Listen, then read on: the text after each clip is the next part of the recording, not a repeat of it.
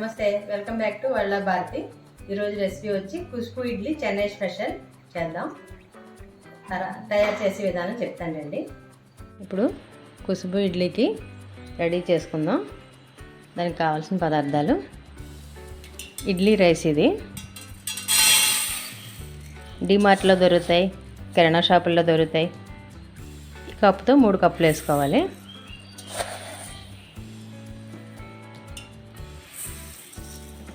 మామూలు బియ్యం మీద కొద్దిగా డిఫరెంట్గా ఉంటాయి, పచ్చి బియ్యంలా ఉంటాయి.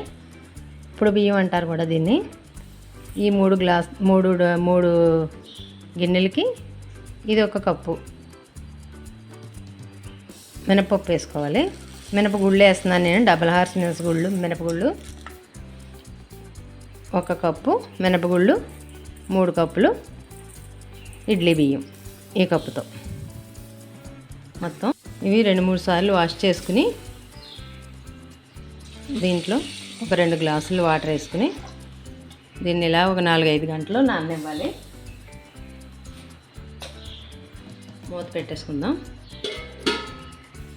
అదే కప్తో ఒక 1/2 కప్పు అటుకులు వేసుకోవాలి. ఏ అటుకులైనా పర్వాలేదు, నేను ఇలా ఉన్నాయి అటుకులు వేసుకున్నాను. అదే కప్పుతో 1/2 కప్పు సగ్గుబియ్యం వేసుకుందాం. ఒక చిన్న స్పూన్తో ఒక 10-12 మెంతులు వేసుకుని 2 సార్లు వాష్ చేసుకుందాం. ఇప్పుడు 2 సార్లు శుభ్రంగా కడుక్కోవాలి. దీన్ని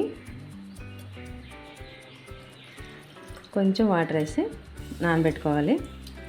చాలు, ఈ వాటర్ చాలు, ఒక 1/2 గ్లాస్ వాటరు.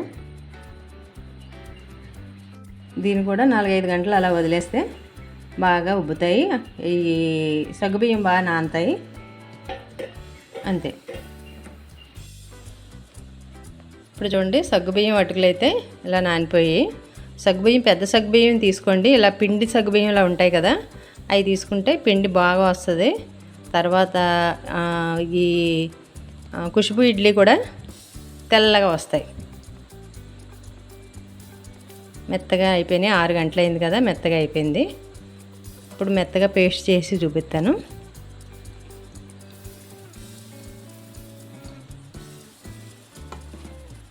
ఇప్పుడు చూడండి, ఇలా బాగా మెత్తగా పేస్ట్ లాగా ఆడుకోవాలి. ఇప్పుడు ఇది ఒక బౌల్లో తీసుకుందాం.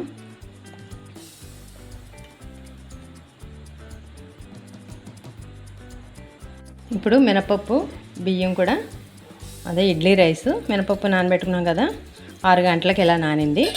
ఇది ఇప్పుడు మెత్తగా మిక్సీ పట్టుకుందాం.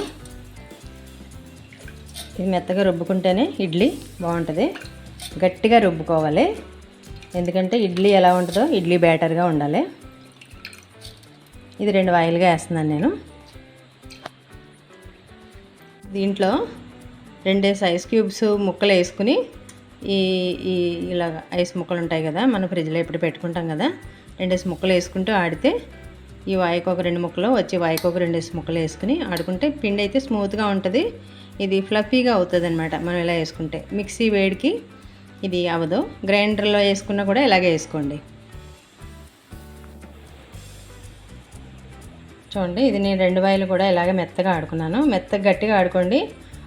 కేవలం ఐస్ క్యూబ్స్ తోటే ఆడుకోవాలి. ఇది ఐస్ ముక్కలు వేస్తూ గ్రైండర్లో వేసినా కూడా 2 ముక్కలు ఐస్ ముక్కలు వేసుకుని ఒక్కొక్క 2 చెంచాలు వాటర్ వేసుకుంటే ఇలా మెత్తగా ఆడుకోవాలి. ఇడ్లీ పిండిలాగే ఆడుకోవాలి.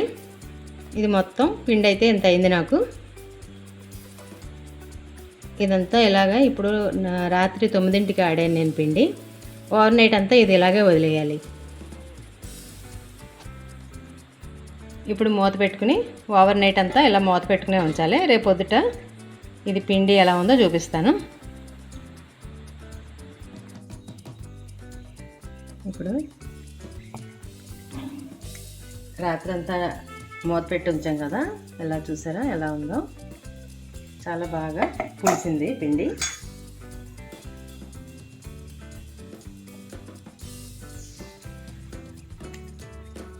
దీన్ని ఇప్పుడు బాగా కలుపుకోవాలి.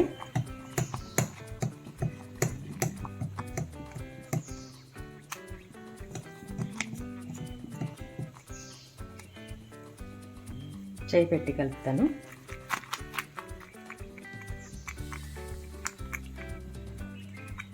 కింద వరకు పైకి కిందకి కలుపుకుంటే లోపల ఉన్న గాలి అదిని బాగా ఇదవుతుంది.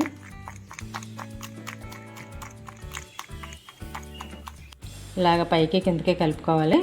ఫస్ట్ సగ్గుబియ్యం అది ఆడుకున్నాం కదా అటుకులు, అది ఇది అంతా మొత్తం ఇలా కలిసిపోయేలాగా చేతితోటి కలిపేసుకుంటే మీకు మొత్తం అంతా కలిసిపోద్ది.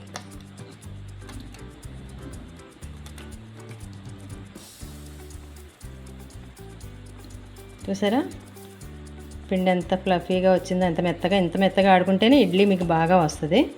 ఖుష్బూ ఇడ్లీ తమిళనాడు స్పెషల్. ఇదంటే నాకు చాలా ఇష్టం, అంకుల్ గారికి కూడా ఇష్టమే. మా పిల్లలు తినేవారు కాదు, మా పిల్లలకి మన నోక ఇడ్లీ, మన ఆంధ్ర ఇడ్లీయే ఇష్టం వాళ్ళకి. అందుకు నేను వేసేదాన్ని కాదు, అప్పుడప్పుడే వేసుకునేవాళ్ళం. ఇప్పుడు చాన్నాళ్ళకి ఇప్పుడు మళ్ళీ వేస్తున్నాను.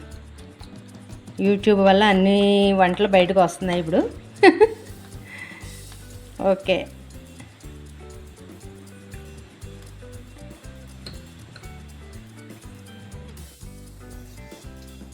ఇప్పుడు స్పూన్నర సాల్ట్ వేసుకుందాం.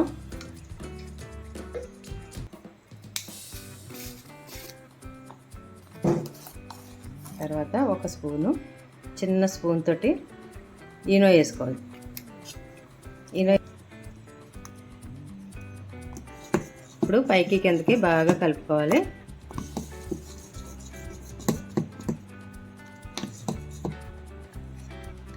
ఈనో పూర్తిగా కలవాలి దీంట్లో.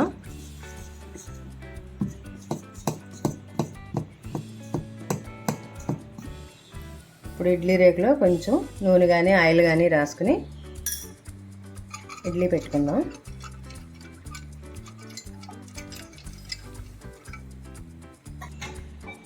ఇప్పుడు ఇడ్లీ రేకుల్లో ఇడ్లీ పెట్టుకుందాం.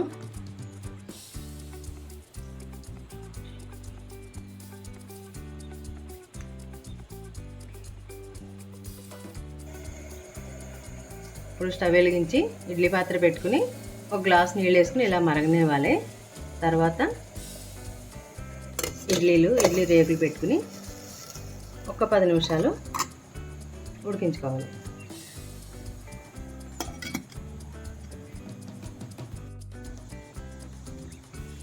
ఇప్పుడు ఇడ్లీ ఉడికేలోగా మనం కొబ్బరి చట్నీ రెడీ చేసుకుందాం. స్టవ్ వెలిగించి ఒక 2 స్పూన్లు ఆయిల్ వేసుకుని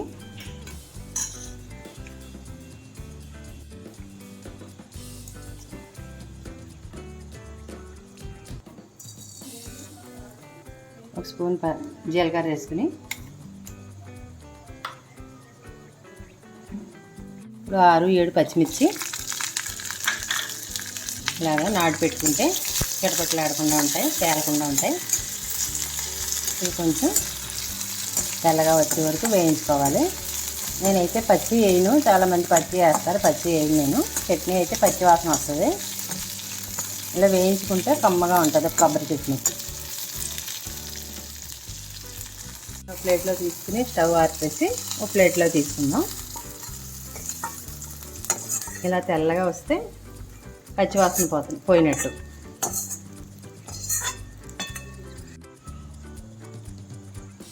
ఇప్పుడు పుట్నాల పప్పు ఈ కప్పు తీసుకుని తర్వాత పచ్చిమిర్చి, వేయించిన పచ్చిమిర్చి వేసుకోవాలి. ఇంత చిన్న చింతపండు,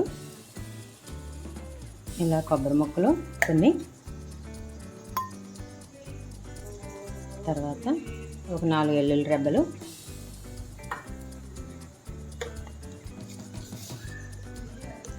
ఒక స్పూన్ ఉప్పు, అంతే. మిక్సీ పట్టి పచ్చడి చూపిస్తాను. ఇలా మిక్సీ పట్టుకుని మెత్తగా దాన్ని బౌల్లోకి తీసుకుందాం. కళాయిలో పచ్చడి తాలింపు పెట్టుకుందాం. ఒక స్పూన్ ఆయిల్ వేసుకుని ఇప్పుడు ముందు ఆవాలు వేసుకుందాం. ఆవాలు చిటపటలాడాక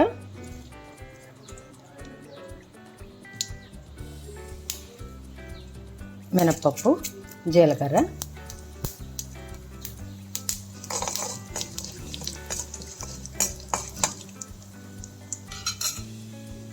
ఎండుమిర్చి, కరివేపాకు.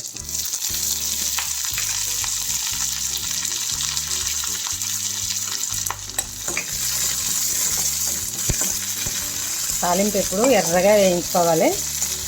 కరివేపాకు మొత్తం అంతా పచ్చివాసన పోయేదాకా వేయించుకుంటే కమ్మటి వాసన వస్తుంది. పోపులు, తాలింపు అన్నీ ఇలాగే వేయించుకోవాలి. అయిపోయింది. స్టవ్ ఆపుకుందాం. ఈ తాలింపు ఈ చట్నీలో వేసుకుందాం. చట్నీ అయితే రెడీ అయిపోయింది. ఇడ్లీ ఎంతవరకు వచ్చిందో చూద్దాం.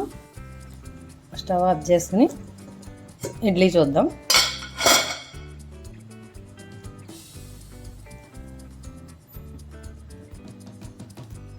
పూర్తిగా కుక్ అయిపోయింది. 10 నిమిషాలకే సరిగ్గా బాగా కుక్ అవుతుంది. 10 నిమిషాల దాకా అలా ఉంచండి.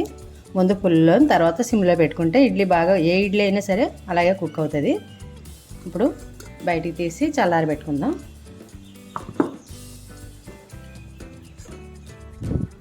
చాక్ తోటి కానీ స్పూన్ తోటి కానీ ఇలాగ ముందు ఇలా అనుకోవాలి. ఇడ్లీ అయితే ఇలా ఈజీగా వచ్చేస్తాయి.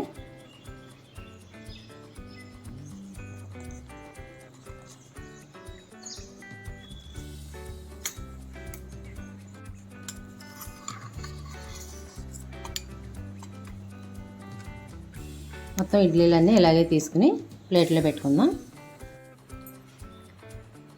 రెండు చూడండి, ఇడ్లీ అయితే రెడీ అయిపోయింది.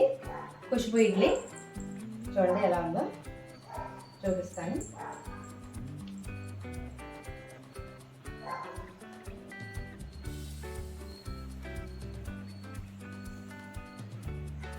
దీన్ని నెయ్యి, కారపొడి లేకపోతే కొబ్బరి చట్నీ, సాంబార్తో తింటే చాలా బాగుంటుంది. నేనైతే సాంబార్ కూడా చేశాను. పువ్వులా వచ్చిన ఇడ్లీ.